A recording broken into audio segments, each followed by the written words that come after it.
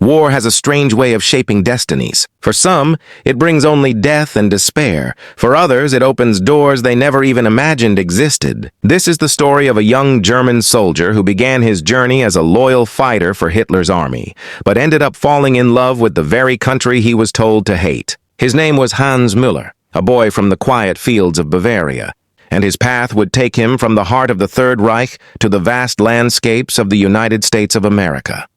Hans grew up in a simple farming family. His father was a stern man, hardened by the struggles of the Great Depression, while his mother was gentle and warm, always reminding Hans that kindness mattered even in harsh times. Hans's world was small: fields, cattle, the village school, and the laughter of his little sister who followed him everywhere. But as he grew, the shadow of the swastika crept into every corner of life. Posters appeared in the town square, radios carried Hitler's speeches, and the pride of being German was drilled into every child. By the time Hans was a teenager, Germany was already at war.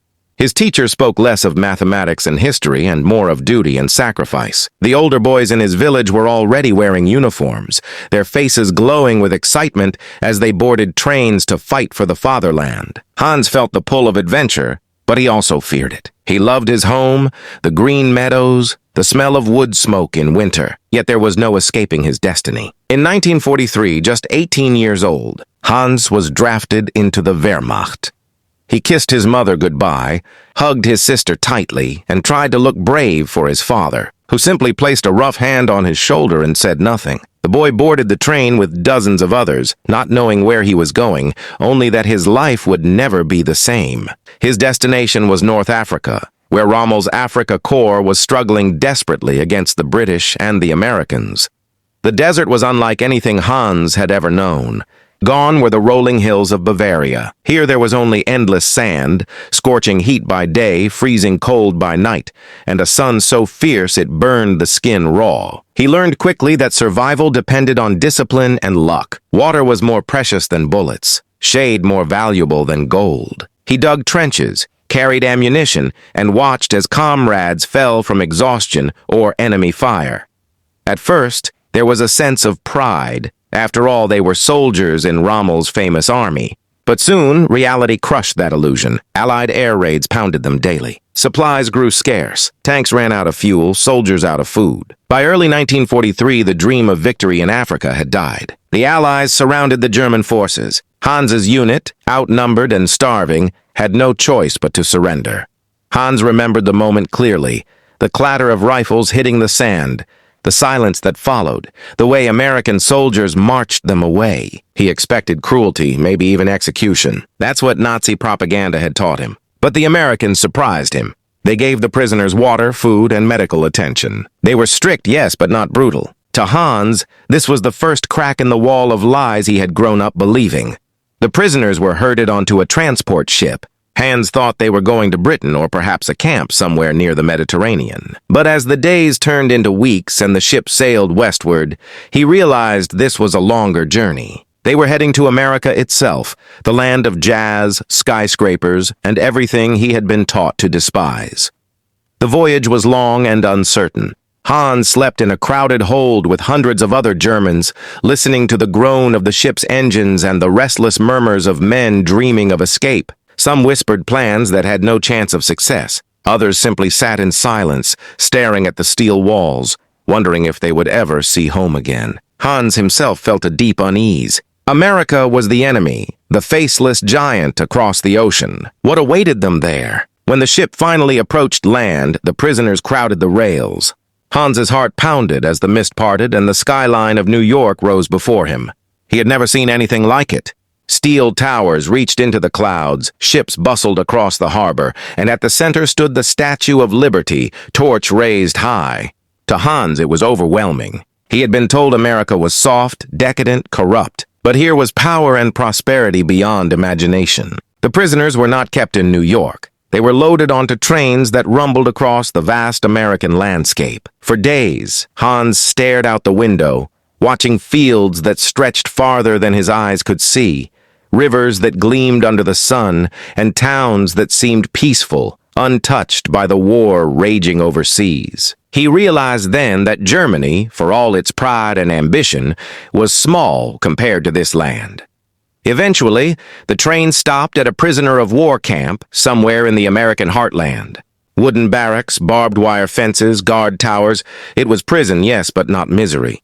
Inside, the prisoners found clean cots, blankets, and meals that, to Hans's astonishment, were better than what he had eaten as a soldier in the desert. The guards were firm but not cruel. They enforced the rules, but they did not mock or mistreat the prisoners. Hans settled into camp life. Days were filled with routine, roll calls, meals, occasional labor in nearby farms or factories. What shocked him most was how ordinary it all seemed. The Americans did not treat them as monsters. Local farmers would sometimes bring them food. Children would wave at them from a distance. For the first time, Hans began to see Americans not as enemies, but as people. But captivity was captivity. The fences were real, the towers manned with rifles. Freedom lay just beyond the wire, in a land that fascinated Hans more with each passing day. He felt a pull he couldn't ignore. He didn't just want to survive this war. He wanted to live, to experience this vast country he was now imprisoned within. Somewhere deep inside him, the seed of escape had already been planted. Life in the camp became routine. But for Hans Müller, every day behind the barbed wire only deepened a longing he could not ignore. At first, he thought it was simply the desire for freedom. Every prisoner dreams of escape, after all. But for Hans, it was something more subtle, something he could barely understand himself. Each time he looked beyond the fences, he saw not just open fields and small towns, but the hint of a world that seemed larger, kinder, and somehow more alive than anything he had known back in Germany. The American guards kept order, but they were not monsters. Many were young men, not much older than Hans himself. Sometimes, when duties were light, they would lean against the fence and talk with the prisoners. Broken English mixed with broken German, but there was laughter. Hans was stunned the first time a guard offered him a cigarette, just like that, as if they weren't enemies at all. He lit it with trembling hands, inhaling the smoke, and wondered what kind of war this was, where men could share such small kindness. Soon, Hans and others were sent out on work details. America had vast farms, and the war had pulled many of its young men into uniform. There weren't enough hands to bring in the harvest, and so German prisoners were bussed out, watched by armed guards, to work in fields that stretched farther than Hans could see. The irony was bitter. Back home, his own father was struggling to keep their farm alive, while here he was harvesting crops for the enemy. Yet there was something strangely liberating in it, too. The sun was warm but not cruel like Africa's. The air smelled of wheat and corn. Sometimes local farmers would bring water or even food for the workers. At first, Hans thought it must be a trick, some kind of humiliation. But no, it was genuine. He remembered one day clearly when an American woman, not much older than his mother, handed him a slice of apple pie wrapped in a napkin. He held it as though it were treasure. The taste was sweet beyond words, and in that moment he felt a pang of something he had never felt before. Admiration for the kindness of strangers he had been told were enemies. Back inside the camp, nights stretched long. The barracks were filled with conversations in hushed German, arguments about the war, about Hitler, about home. Some men remained fiercely loyal, swearing that Germany would rise again and crush the Allies. Others admitted quietly that the war was lost. Hans listened but spoke little. He felt something shifting inside him. The words of propaganda he had once believed now sounded hollow. He had seen too much, felt too much. It was during these quiet nights that Hans began to think seriously of escape. At first, it was just a fantasy, imagining himself slipping past the guards, running into the fields, vanishing into the vastness of America. But the idea took root. He did not want to go back to Germany, to rubble and hunger and endless commands shouted by men drunk on power. He wanted to see this land, to breathe free air, to walk among Americans not as a prisoner, but as a man. The first opportunity came one summer evening. Hans had been on a work detail, repairing fences near a farm a few miles from camp. The guards were weary, their eyes dulled by routine. The field stretched wide, dotted with barns and tree lines that seemed to beckon him. His heart pounded as he calculated the distance. If he slipped away, even for a moment, he might vanish into the tall corn. He hesitated, his hands sweating, his breath shallow. Then the guard called his name, and the moment was gone. He returned to camp that night consumed by both disappointment and a strange thrill. The idea of escape was no longer a dream, it was a possibility. Hans began to watch more carefully. He noted the guards who were strict and those who grew lazy in the afternoon sun. He marked the times when trucks came and went, the places where the fence sagged slightly, the corners where shadows lingered. His fellow prisoners spoke often of escape, but few meant it. Most were too afraid, too uncertain of the land beyond. America was enormous, and they were foreigners with accents and uniforms that made them stand out. Where could they possibly go? But Hans felt differently. Something inside him told him he would find a way. The turning point came on a day that seemed ordinary. Hans and a small group were sent again to work in the fields. The sun was high, the air buzzing with insects, and the guards lounged under the shade of a tree. Hans worked steadily, sweat dripping down his back, but his eyes kept drifting toward the farmhouse in the distance. A young woman stepped onto the porch, wiping her hands on an apron. She looked toward the workers, her face curious but not hostile. Their eyes met for only a moment before she turned away, but that single glance sent a shock through Hans. She did not look at him as an enemy. She looked at him as a person. That night, Hans lay awake on his cot, staring at the wooden ceiling. The war, the camp, the propaganda, all of it seemed to blur. What stood clear in his mind was that look, brief but human, and it fanned the flame inside him into fire. He no longer wanted just to escape captivity. He wanted to live in this country, to belong here somehow. Weeks later, fate gave him his chance. The work detail had taken them farther from camp than usual, repairing a stretch of road near a grove of trees. The guards were few, their attention scattered. Hans's heart raced as he saw the opportunity open before him. The grove was thick, offering cover. Beyond it lay miles of farmland and country roads. He bent low as if tying his boot, his hands trembling. Then, with a sudden surge of courage, he bolted. The shouts erupted instantly, the crack of rifles splitting the air. Hans dove into the trees, branches whipping his face, lungs burning as he ran. Bullets snapped through leaves, but none struck him. He ran until his legs screamed, until the voices faded behind him. When at last he collapsed in the undergrowth, gasping for breath, he knew his life had changed forever. For days, Hans moved cautiously through the countryside. He avoided roads, slept in barns when he dared, drank from streams. Hunger gnawed at him, fear stalked his every step. But he also felt exhilaration. Every breath was freedom. Every mile carried him deeper into a world he had only glimpsed from behind barbed wire. It was hunger that finally forced him to risk approaching a farmhouse. He crept near at dusk, heart hammering. He expected rejection, perhaps even betrayal. But when the door opened, it was the same young woman he had seen weeks before. She gasped, startled, but did not scream. Hans raised his hands, his German accent thick as he spoke, halting English. "Please." "Food. No soldier. Please." There was a long silence. Then, slowly, she stepped aside and gestured for him to come in. The air inside the farmhouse was warm, filled with the smell of bread baking in the oven. Hans stood frozen, his hands still raised, as if any movement might shatter the fragile mercy that had just been offered. The young woman studied him carefully, her eyes filled with caution but also something else, curiosity. At last she motioned him to sit at the wooden table.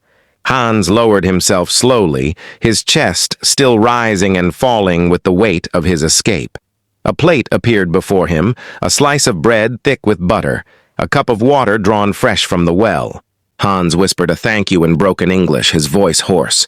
The woman said little at first, watching as he devoured the food like a man starved. When he finished, she asked only one question. "You're German?" Hans nodded, shame and fear mingling in his chest. She hesitated, then said quietly, "My brother is in the army. He's fighting men like you." Her words cut deep, but there was no anger in her tone, only honesty. Hans lowered his eyes. No fight now. War. Finished for me." Her name was Mary. She lived with her father on the farm, her mother having passed some years before. The war had taken her brother overseas, leaving her and her father to tend the fields. Life was hard but steady. That night, Hans slept in the barn, hidden among the hay bales. His sleep was restless, haunted by dreams of being dragged back to camp, of rifles flashing in the dark. Yet when dawn came, Mary returned with food and her father with questions. At first, the old man was stern. He looked Hans over with suspicion, as if weighing whether to turn him in. But he saw no malice in the boy's eyes, only exhaustion and fear. After a long silence, he gave a reluctant nod. "You can stay for now, but you work. You earn what you eat," Hans agreed eagerly. And so began a new chapter of his life. Days were filled with labor on the farm, the kind of work Hans knew well from his Bavarian childhood. He rose early, mended fences, tended livestock, harvested crops. His hands, already calloused from years of toil, found the rhythm quickly. The old man watched him with cautious approval, while Mary's glances grew softer, less guarded. For Hans, every day outside the fences of the POW camp was a gift. He breathed freely, moved without the bark of orders, and for the first time since his capture, he felt human again.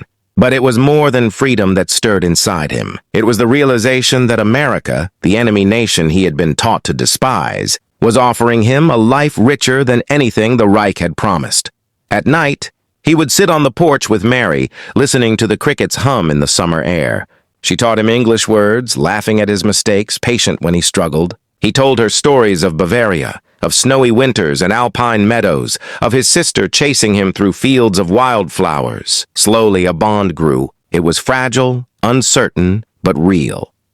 One evening, as they watched the sun dip below the horizon, Mary asked, "Do you ever think about going back? Back to Germany?" Hans was quiet for a long time. Finally, he shook his head. "Germany, not same now. War take everything here, it feels like. Home." The word hung between them, heavier than any he had spoken before. But danger always lingered. Posters in town reminded citizens to report escaped prisoners. Soldiers sometimes patrolled the roads. Hans lived with the constant fear of discovery. A single wrong step, a single suspicious neighbor, and it would all be over. Yet he chose to stay, risking everything for the chance to build a life that felt worth living. Weeks turned into months. Hans grew stronger, his English smoother, his laughter freer. He worked beside Mary in the fields, shared meals with her father, and became, in quiet ways, part of their family. The old man, once wary, now trusted him with tools, with livestock, even with the keys to the shed. Trust, Hans realized, was a gift more precious than gold. But it was Mary who transformed his heart. Her kindness, her stubbornness, her quiet strength, all of it drew him closer. He saw how hard she worked, how fiercely she protected her family, how her eyes lit with fire when she spoke of a future beyond the farm. One night, as they sat together on the porch, their hands brushed. Neither pulled away. The silence that followed was filled with unspoken truths, with feelings too dangerous to name, but impossible to deny. For Hans, love was something he had never expected to find in America. Yet here it was, blooming quietly in the shadow of war. He began to dream not of escape, not of return, but of staying. Forever. The seasons shifted. Summer gave way to autumn, the fields painted gold and red. Hans worked through the harvest, the crisp air filling his lungs. In town, whispers spread of German prisoners, of sightings on lonely roads. Each trip to the market was a risk, each passing stranger a potential threat. But Mary stood by him, teaching him to blend in, to walk with confidence. She bought him second-hand clothes, American clothes, and when he looked in the mirror, he scarcely recognized himself. He was no longer the boy in a German uniform. He was becoming someone new. Yet the war still raged across the ocean. Newspapers carried headlines of battles in France, of bombs falling on German cities. Hans read them with a strange detachment. The Reich he had once served was crumbling, but here, in this small corner of America, life went on, steady, hopeful, resilient. He found himself rooting not for Germany's victory, but for an end to the war altogether, for peace that might let him remain in the only place he had ever truly felt free. Then came the winter of 1944. Snow dusted the fields, frost clung to the windows. Inside the farmhouse, warmth and laughter filled the air. On Christmas Eve, Mary handed Hans a small gift wrapped in paper, wool gloves she had knitted herself. His hands trembled as he put them on. He had no gift to offer in return, only a promise spoken in halting English. "When war ends, I stay, if you want." Mary's eyes shone, and though she said nothing, her smile was answer enough. But fate was not so simple. Rumors swirled that escaped prisoners were being hunted more aggressively. The war was nearing its end, but tensions were high. One bitter January morning, a knock rattled the farmhouse door. Hans's heart nearly stopped. Two soldiers stood outside, their uniforms dusted with snow. They spoke with Mary's father, asking if he had seen any strangers, if he had noticed anything unusual. Hans hid in the cellar, his breath shallow, every creak of the floorboards above like thunder in his ears. Minutes stretched into eternity before the soldiers left, their boots crunching in the snow. That night, Mary found him in the cellar, still trembling. She took his hand, squeezing it tight. "We'll be careful," she whispered. "We'll get through this." Her words steadied him, but the fear never fully left. Every day after that, Hans lived with the awareness that discovery could come at any moment. And yet, he chose to stay, because love and freedom were worth the risk. Spring came at last, bringing with it the news that Germany had surrendered. The war was over. For millions, it meant the end of fighting, the chance to return home. For Hans, it meant a choice. The American government planned to repatriate prisoners, to send them back to their shattered homeland. But Hans did not want to return to ruins, to a land scarred by lies and loss. He wanted to stay in the country that had shown him kindness, that had given him a family, and that had stolen his heart through the smile of a girl on a farmhouse porch. The guns had fallen silent across Europe. The war, which had swallowed millions of lives, was finally over. News spread quickly, carried on radios, whispered in towns, shouted in the streets. For the world, it was a time of relief, of mourning, of rebuilding. But for Hans, it was a moment of reckoning. The country he had once called home lay in ruins, cities reduced to ashes, families scattered, futures uncertain. Yet here, on a quiet American farm, he had found peace, belonging, and love.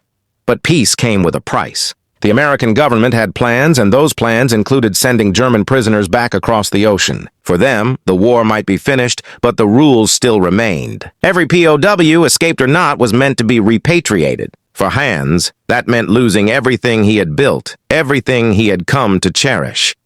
He sat on the porch with Mary one evening, the warm spring breeze stirring the fields. The radio inside crackled with news of Europe's surrender, of German soldiers marching back into what little was left of their homeland. Hans's hands trembled as he held Mary's, the fear he had carried for months pressing down heavier than ever. "They will send me back," he said quietly, his English clearer now, though still touched with his accent. "If they find me." Mary squeezed his hand, her jaw set with determination. "Then we don't let them. You've worked here. You've lived here. You're part of this family now. There has to be a way." Her words filled him with hope, but also dread. He knew the law, knew the risk. To hide was one thing during war. To stay illegally after peace was another. Yet the thought of leaving her, of leaving the only place he had felt truly alive, was unbearable. Her father, once cautious, now stood firmly by his side. The old man had seen Hans's work, his honesty, his loyalty. He spoke plainly one night over dinner. "You're a good man, Hans. You've done more for this farm than many who were born here. If they try to take you, we'll fight it. You belong here now." Those words struck Hans deeply. Belonging. It was something he had never felt in the barracks of Germany, nor in the uniforms of war, but here, across the ocean, among people who had every reason to despise him, he had found it. Still, the days ahead were uncertain. Soldiers and officials made their rounds, gathering names, searching for those who had slipped through the cracks.